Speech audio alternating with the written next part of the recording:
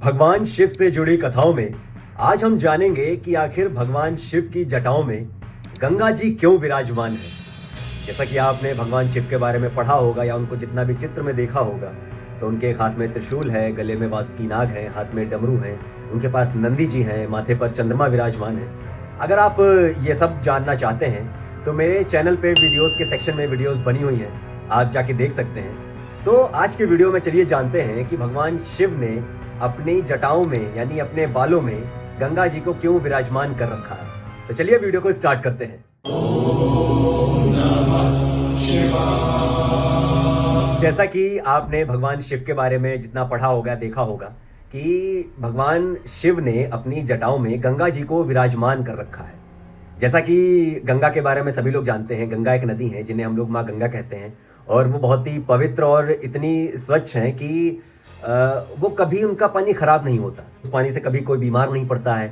सोचिए, वो नदी है, आप अगर ऐसे किसी कहीं भरा पानी पी लेंगे तो आप बीमार पड़ जाएंगे, लेकिन उस गंगा नदी में ऐसा क्या खास है कि वो आप उसको पानी अगर पी भी लेंगे उससे आप कोई बीमार नहीं पड़ेंगे।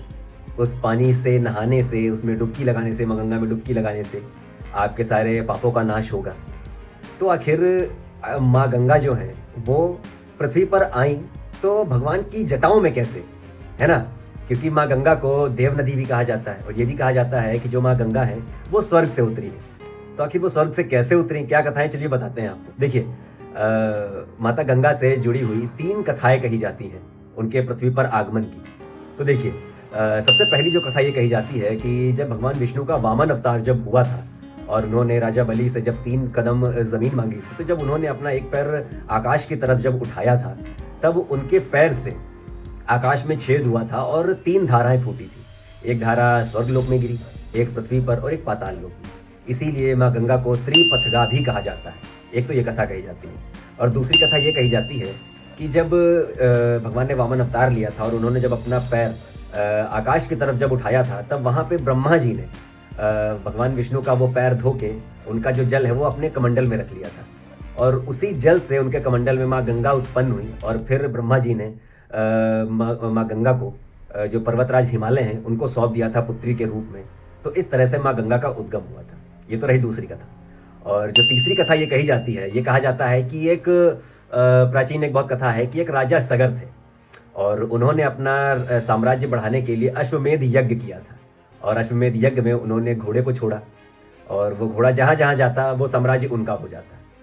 अश्वमेध यज्ञ की एक खास बात यही कही जाती है कि उसमें घोड़ा छोड़ा जाता है और कहा जाता है कि ये घोड़ा जिन जिन राज्य से निकलेगा वो साम्राज्य उस राजा का हो जाएगा जिसने अश्वमेध यज्ञ किया है। तो जब ये बात इंद्रदेव को पता चली, जो स्वर्गलोक के देवता हैं, तो वो बड़ा चिंतित हो गए। उन्होंने कहा कि ये घोड़ा स्वर्गलोक से गुजर जाएगा तो वो साम्राज्य भी राजा सगर का हो जाएगा। तब उन्होंने एक चालाकी करते हुए जो वो घोड़ा है वो कपिल मुनि के आश्रम में बांध दिया ताकि ये और कहीं आगे जा ना पाए। तो जब ये बात राजा सगर को पता चली कि उनका घोड़ा चोरी हो गया है, तब उन्होंने अपने पुत्रों को उस घोड़े की खोज में भेजा। और वो जब उनके जो पुत्र हैं वो घोड़ा खोजते खोजते जब कपिल मुनि के आश्रम में पहुंचे, वहां पे उन्होंने घोड़े को बंधा देखा। तब वो बड़े चिंतित हो गए कि एक ऋषि ने कैसे चुरा लिया। और उस वक्त पे वहां पे जो कपिल मुनि वो अपनी ध्यान मुद्रा में थे, उन्हें तो कुछ पता ही नहीं था। तब उनके जो पुत्र थे राजा सगर के, उन्होंने कपिल मुनि पे झूठे इल्जाम लगाना शुरू कर दिया कि आप चोर हैं, आपने घोड़े को चुरा लिया है। तब जब कपिल मुनि अपने ध्यान निद्रा से उठे और उन्होंने देखा कि उन पे झूठा इल्जाम लगाया जा रहा है, तब वो बड़े क्रोधित हो गए। और बाकी आप ऋषि मुनियों को तो जानते हैं कि जब क्रोधित हो जाते हैं तो क्या श्राप देते हैं। तब उन्होंने राजा सगर के जितने भी पुत्र थे उन सभी को मार दिया और जिंदा जला दिया, और वो तुरंत राख में बदल गए। तो अब हमारे सनातन धर्म में कहा जाता है कि बिना अंतिम संस्कार अगर किसी को जलाया जाए तो वो मोक्ष को प्राप्त नहीं होता है। तो वही हुआ। तब इससे चिंतित हो गए थे राजा सगर। तो राजा सगर के ही कुल के थे भगीरथ, जिन्होंने अपने पूर्वजों को मोक्ष दिलाने के लिए उन्होंने भगवान विष्णु की आराधना करी और उनसे उपाय मांगा। तब भगवान विष्णु ने कहा कि आपको माँ गंगा की आराधना करनी चाहिए जो स्वर्गलोक में है। वो जब एक बार पृथ्वी पर आ जाएंगी तो उससे युगों युगों तक सारी मानव जाति का, सभी मनुष्यों का कल्याण होता रहेगा। तब भगीरथ ने माँ गंगा की आराधना करी और उनको प्रसन्न किया। लेकिन अब उनको प्रसन्न करने के बाद एक समस्या ये थी कि अगर वो सीधे ही स्वर्गलोक से धरती पर उतरेंगी तो उनका वेग यानी जो उनकी गति है वो इतनी तेज होगी कि वो सीधे धरती को फाड़ते हुए पाताल लोक में चली जाएंगी, वो धरती पर रुक ही नहीं पाएंगी। अब ये कैसे किया जाए? तब जो भगीरथ है उन्होंने ब्रह्मा जी से मदद मांगी। तब ब्रह्मा जी ने कहा कि आपको महादेव को उनसे आराधना करनी चाहिए, उनको प्रसन्न करना चाहिए, वही आपको कुछ रास्ता दिखा सकते हैं।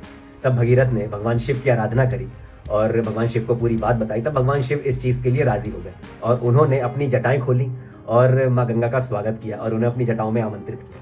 तब भगीरथ जहाँ जहाँ चले माँ गंगा उनके पीछे पीछे चली और इस तरह से माँ गंगा का हमारे धरती पर उद्गम बताया जाता है। तो ये तो नहीं कथाएं कि माँ गंगा का उद्गम कैसे हुआ।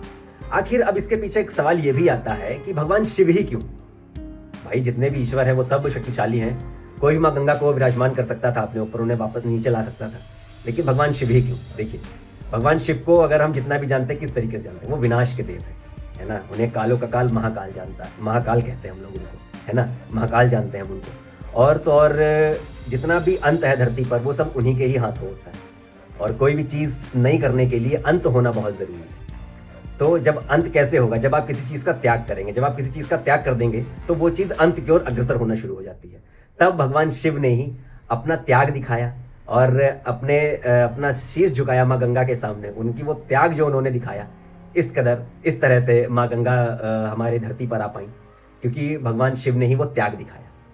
तो कैसी लगी आपको ये कथा? ज़रूर कमेंट करके बताइएगा और हर हर महादेव ज़रूर लिखिएगा।